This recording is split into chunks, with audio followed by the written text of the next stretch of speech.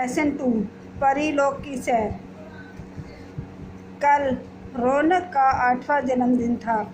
उसने अपना जन्मदिन बड़ी धूमधाम से मित्रों के साथ मनाया। उसे ढेर सारे उपहार भी मिले।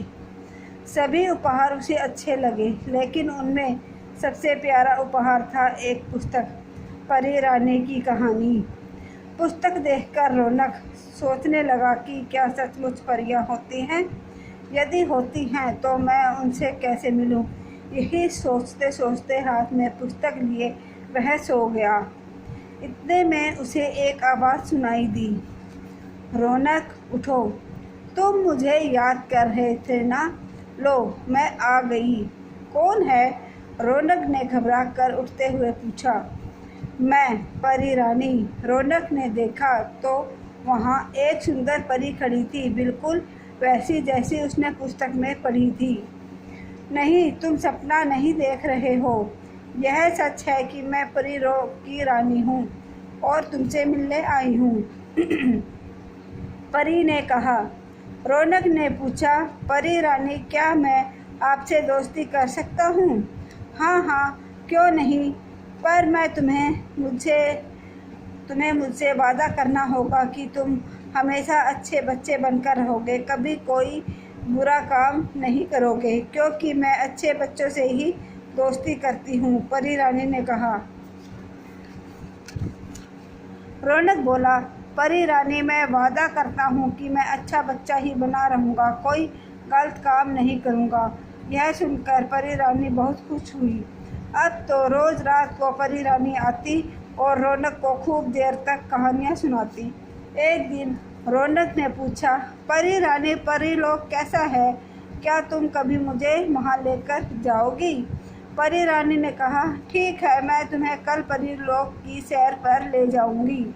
यह कहकर परी रानी चली गई। परीलोक के बारे में सोच सोच कर रौनक फूला नहीं समा रहा था। तभी माँ ने पूछा, बेटा रौनक, क्या तुमने कविता याद कर ली है? रौनक ने कहा, हाँ माँ, मैंने कविता याद भी कर ली है और दादाजी को सुना भी दी है। अब मुझे बहुत नींद आ रही है। यह सुनकर माँ चली गई। रौनक बहुत देर तक परी का इंतजार करता रहा, परंतु परी नहीं आई। ऐसा पहली बार हुआ। रौनक सो गया। अगले दिन वह उदास था। दूसरी रात भी परी रानी नहीं आई। इसी प्रकार कई दिन बीत गए। एक रात रौनक बहुत उदास था। वह मन ही मन सोचने लगा, परी रानी कहीं मुझसे नाराज़ तो नहीं, मुझसे कोई गलती तो नहीं हुई। तभी उसे ध्यान आया कि उस दिन उसने माँ से झूठ बोला था। यह सोचते ही वह बिस्तर से उठा और माँ के कमरे में गया। वहाँ जाकर रौनक बोला, माँ, मुझसे एक गलती हो गई है। माँ ने पूछा, क्या बात है बेटा, बताओ। रौनक फिर बोला, माँ, उस दिन मैंने कविता याद नहीं की थी और आपसे झूठ कह दिया कि मैंने कविता याद भी कर ली है और दादाजी को सुना भी दी है। मुझे क्षमा कर दीजिए। आगे से मैं कभी झूठ नहीं बोलूँगा।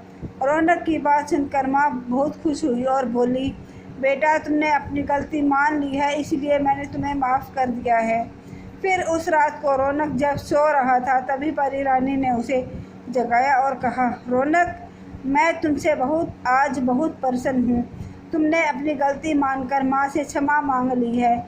हाँ परी रानी, जब तुम मुझे परीलोक की सैर कराने नहीं लेकर गई तो मुझे लगा अवश्य ही मैंने कोई गलती की है, लेकिन अब इस गलती को फिर कभी नहीं दोहराना। फिर प्यार से परी रानी रौनक को परीलोक की सैर कराने ले गई।